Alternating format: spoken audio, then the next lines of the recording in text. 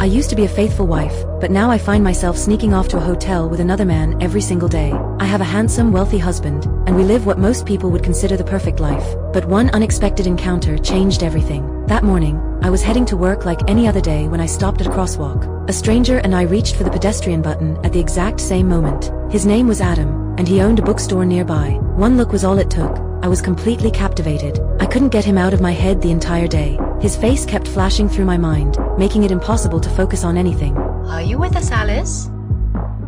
After work, I found myself standing outside his bookstore without even realizing how I got there. Through the glass, our eyes met. Those deep, soulful eyes drew me in all over again. I followed Adam back to his place. The moment he wrapped his arms around me, I lost all self-control. That rush of excitement filled a void I hadn't even known existed. From then on, I spent every free moment with him. I became addicted to the way he made me feel. I'd catch myself smiling for no reason, even while walking down the street. Then my husband called, and reality came crashing down. In that moment, I remembered I was still a married woman. I came home drowning in guilt. My husband was glued to a football game, completely oblivious to anything being wrong. Eventually, the weight of my betrayal became too much to bear. I decided to come clean. I barely knew anything about Adam's past, but I was certain he was my true love. At the very least, life with him wouldn't be this dull. The moment I told my husband, his face went pale. He exploded with rage, flipped the table, and ended things right then and there. I moved out immediately and rushed straight to Adam's place. But when the door opened, I froze. Standing there was a young, beautiful woman. She warmly invited me inside, but my heart was pounding with anxiety.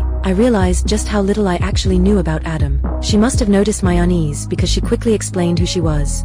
I'm his sister. Your sister?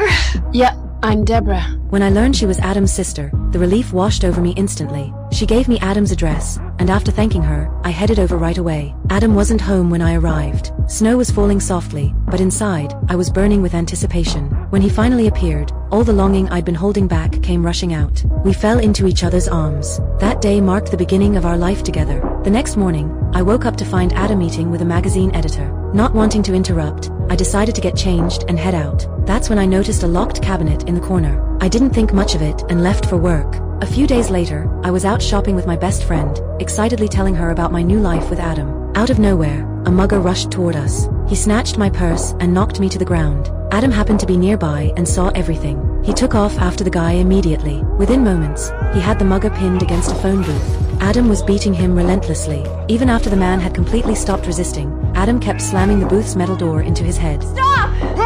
Stop! By the time I caught up, Adam looked at me and swore he would protect me with his life, forever. 2 days later, we held our wedding at Adam's private chapel. With the pastor as our witness, we officially became husband and wife. In that moment, I believed I would be happy for the rest of my life. But after the wedding, strange things started happening. I kept receiving anonymous letters. They all said the same thing: marrying Adam was a mistake. At first, I suspected my ex-husband was behind it, but my best friend told me she was now dating him. She assured me it wasn't him, so I let it go. Then one day, I got a phone call. It was from an editor who had once published Adam's work. She told me she'd received a letter from a female reader. The letter claimed that Adam had assaulted her years ago. She felt that as his wife, I had a right to know. When I read the facts, my world started to unravel. Determined to uncover my husband's past, I disguised myself as a journalist. I tracked down the woman using the address from the letter. She was an ordinary-looking, middle-aged woman. She described the assault in vivid detail, every moment of it. It didn't sound like she was lying, but then she said something at the end that made me question everything. We can make some money out of this, Joanna.